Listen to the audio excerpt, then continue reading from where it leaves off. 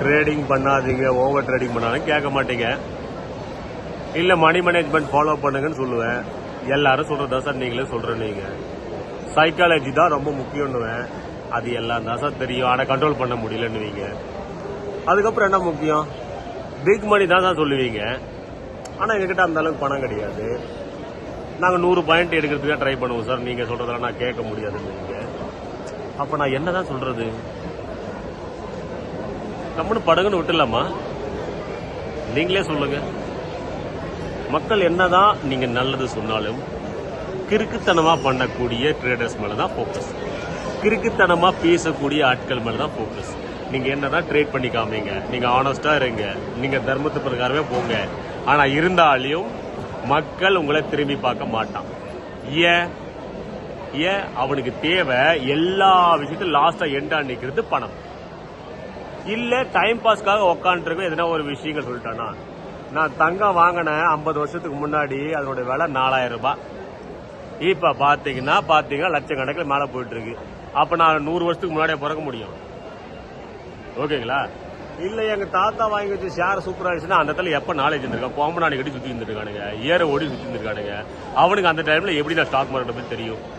Stock market பத்தி தெரிஞ்சவன் தமிழ்நாட்டில் இருக்க முடியுமா? அவன் கண்டிப்பா பாம்பேல இருந்திருக்கணும், இல்ல டெல்லியில இருந்திருக்கணும், ஏதாவது ஒரு இம்பார்ட்டன்ட் பிளேஸ்ல இருந்திருக்கணும். நம்ம தாத்தால நிலத்துல ஒழுகுது ஒரு நார்மலான பீப்புளா வாழ்ந்த ஆட்கள். அவங்க போய் எங்க தாத்தா வாங்கி வச்ச சுத்த நல்லா இருக்குமே, இப்போ எங்க தாத்தா ஷேர் வாங்கி வச்ச நல்லா இருக்குமே, எங்க அம்மா வாங்கி அந்த அவ்வளோ தங்கம்லாம் இருந்துச்சுன்னா இதுக்கு எவ்வளவு வேல்யூவேஷன் தெரியுமா? இப்ப தங்கத்தோட வேல்யூவேஷன் தரத்தே மாத்திட்டா. 22 carrot, 18 carrot, 24 கேரட்னு. அப்ப அந்த எந்த கேரட்டா பீட்ரூட்டா? புரியுதுங்களா? எல்லா விஷயத்துக்கும் ட்ரேடிங் என்னதான் நீங்க நல்லது சொல்லுங்க. இப்படி பண்ணுங்கன்னா போன கதை செத்த கதை முடிஞ்சாச்சு. தாத்தன் வந்தான், அப்பன் வந்தான், தாத்தனுக்கு தாத்தன் வந்தான், போயிட்டான். இப்போ இருக்கும்போது நீங்க தானே எங்க தாத்தா அப்படி வாங்கி போட்டா, எங்க அப்பா அப்படி வாங்கி போட்டா பேசுறத விட இப்ப நம்ம என்ன செஞ்சுட்டு இருக்கோம்? இன்னைக்கு இந்த டேல என்ன செஞ்சுட்டு இருக்கோம்? ட்ரம்ப் அந்த காலத்துல தானா, இப்போ வந்து தூசு வளைப்பிட்டு இருக்கு இல்லையா? அவன் பேசுனா மார்க்கெட் ஏறுது, அவன் பேசுனா மார்க்கெட் கீழே இறங்குது. எப்பனாலே பாம்பை போட்டு அழுகிறான். அப்ப மார்க்கெட் ஸ்டெபிள் இல்லைன்னு தெரியுதா? அப்போ நீங்க நடக்கக்கூடிய பிரசன்டிங்கான மார்க்கெட்டுடைய மூமெண்டம் யார் ஒருத்தர் அதை செஞ்சு முடிக்கிறாங்களோ, அதை கத்து கொடுக்குறாங்களோ, ஆனஸ்டா கத்து கொடுத்தா ஓகே. இல்ல அப்படின்னா டைம் பாஸ் பண்ற மாதிரி நானும் டைம் பாஸ் பண்ற மாதிரி பேசிட்டு போயிடுவேன். நான் முதல்ல சொல்றேன், என்னதான் சொன்னாலும் உங்க காது கேட்க போறது இல்ல. கீழ் சுவிட்ச் ஆன் பண்ணுங்கன்னு சொல்லுவேன், அதுவும் கேட்க மாட்டீங்க.